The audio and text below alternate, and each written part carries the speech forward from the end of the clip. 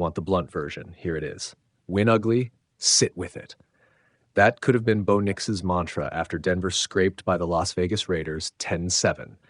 The Broncos came away with the W, and with the kind of home crowd chorus that says, we'll accept the result, but we won't forgive the performance. Denver's defense carried the night. The offense led by Nix got booed for doing basically everything fans hate: slow drives, penalties, and 2 interceptions. This is the kind of win that feels like a bandage. It holds, but it doesn't heal the wound. AP News, you remember the scene. Mile high, wind doing weird things to punts and passes, and Geno Smith getting flattened 6 times while Denver's defensive frenzy pushed the Broncos to a ridiculous 46 sacks through 10 games, the most any team has posted in its first 10 since at least 1990. The defense looked like a machine. The offense looked like it forgot the keys at home. That contrast explains the boos.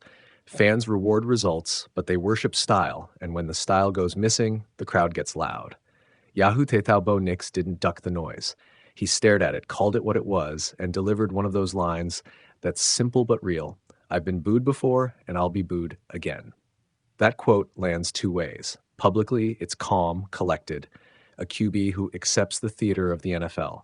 Privately, it's steel. He's saying he'll take the hits if the team keeps winning. That's the job description for a starter in a pressure cooker city. Still, acknowledgement doesn't equal fix. The boos are a symptom. Nix's words are the first step toward diagnosis. NBC Sports, let's be vivid about what went wrong offensively, because fans aren't irrational to be frustrated. The Broncos had 7 3-and-outs in 13 possessions. Penalties outnumbered first downs. The playbook looked conservative in spots it shouldn't have been, and the timing between Nix and his receivers, off. 2 interceptions make the tape unforgiving. Bad reads, placement off by inches, and a pocket that didn't always give him the clean mechanics he needs. In short, the offense kept flirting with self-sabotage while the defense carried the ledger. AP News, but here's the nuance fans and critics often miss. A quarterback's job isn't to be a hermit who only cares about optics. It's to lead a team across 52 weeks of chaos. Nix's response, owning the problem, it starts with me, is what you want to hear from a leader. He said the offense has to find some juice and that scoring 10 points can't be the standard. That's accountability in plain language. The next step is turning that rhetoric into film room lessons and rep counts in practice. Words are warming up. Execution is the main set. WRL.com, now for the other half of the story. Defense as identity. Nick Bonito, Jonathan Cooper, Zach Allen, and the rotation cooked all night. When a defense is creating chaos, pressure, turnovers, blocked kicks, it buys an offense time to find its rhythm. That's not a cop-out for offensive sloppiness. It's a team-level strategy. Still, a strategy that leans permanently on the defense's heroics invites instability. When December comes and matchups tighten, the offense's inability to produce consistently will show up on the scoreboard in ways Denver won't like. Yahoo Tetao. So what does Bo Nix need to do between now and Week 11? 3 blunt prescriptions. 1, stop the self-inflicted damage. Fewer penalties, cleaner pre-snap alignment, and tighter decision-making in the pocket.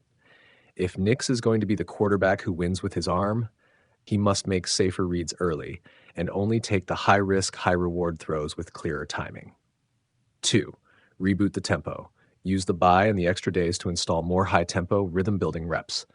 A unit that can sustain 5 or 6 play drives will re-earn the crowd's trust faster than any post-game soundbite. 3, demand a go-to look.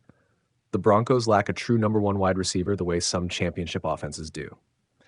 Nix and coaches need a repeatable, back-take-what-you-can look, a 2-step release, a seam route, a quick RPO set that becomes the default when the playbook stalls. Those small, reliable wins on early downs add up. AP News. For the fan who wants drama, here's the delicious tension. Denver sits at 8-2 and leads the AFC West. You cheer that, but you also want the offense to look like a championship-caliber machine. You get both anxieties in the same breath. The defense can carry you to wins now, but championship runs require balance. Bo Nix's job is to turn the boos into fuel, not into an identity crisis. If he does that, Denver keeps its momentum and the mid-December games become a coronation march. If he doesn't, those boos will multiply into a chorus that drowns out the defense's good work. AP News. Let's close on a human image. Picture Nix walking off the field, earbuds in, crowd noise still buzzing, not sulking, not defensive, but calm and resolute. That's the visual fans want when they think their QB is the answer. Presence under pressure. He heard the booing, he answered it, and then he walked away to work. Fans boo because they care. Coaches sigh because they want solutions. The quarterback, he's the one whose practice habits will decide who gets the last laugh. NBC Sports' final line to hang on: boos don't bury seasons. They reveal where the work must start. Bo Nix said he'd been booed before, and he'll be booed again. That's true. What matters is what he turns the next morning: a checklist, a film study, a practice rep, and a team that answers the crowd not with words but with points. You ever been booed by a room that once cheered your name and felt for one strange beat that the boos were almost fair? That's where Bo Nix found himself after a gritty, ugly 10-7 win over the Raiders. The scoreboard said victory, but the stadium sounded like a jury passing judgment. He didn't flinch.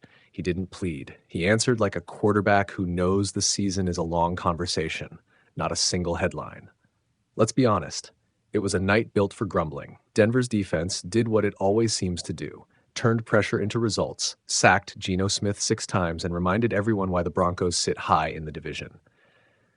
Meanwhile, Nix threw for 150 yards, 1 touchdown, 2 interceptions, and a passer rating that looked better on paper than how it felt in the stands. The offense stalled, trick plays fell flat, and the crowd, hungry for spectacle, booed when punts and mistakes stacked up. The city was right to be frustrated. The team was right to win. Both things can be true. That tension is the core of the moment. Fans come paid to watch, and they expect entertainment and production, come to execute under pressure and pick up wins.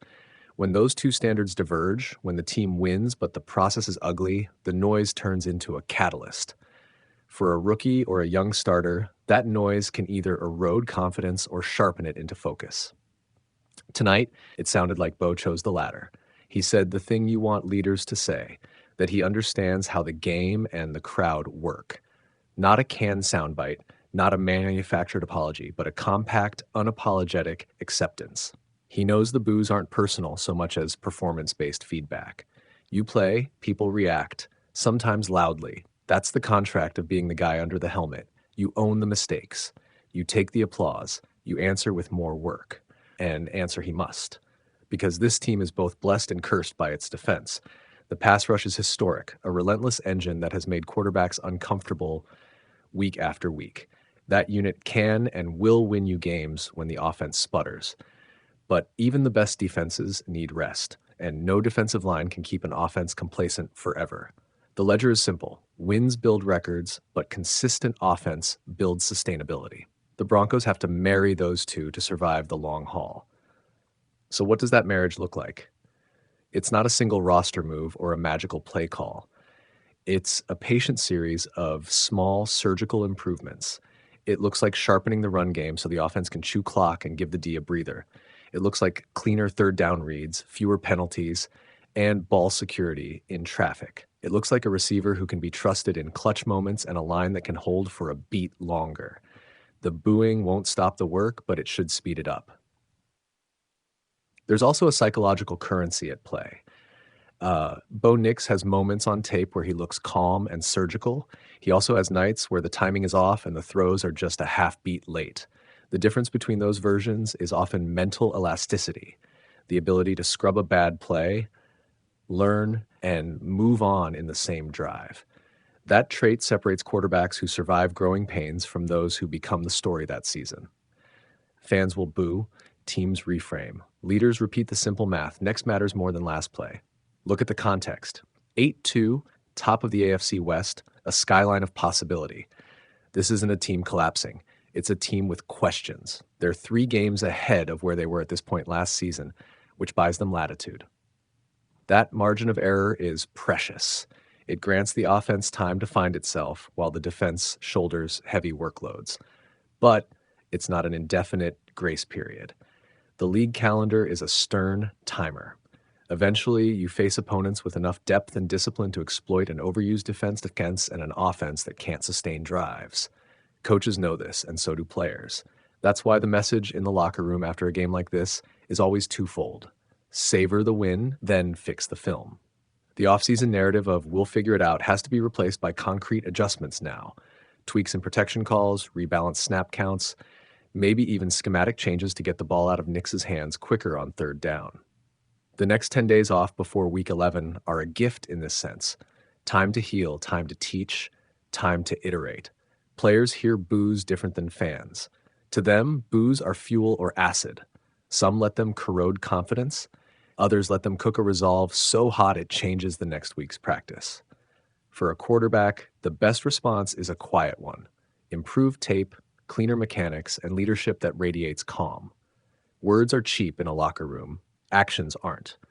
When your teammates watch you stand tall after criticism, they lean into you. That's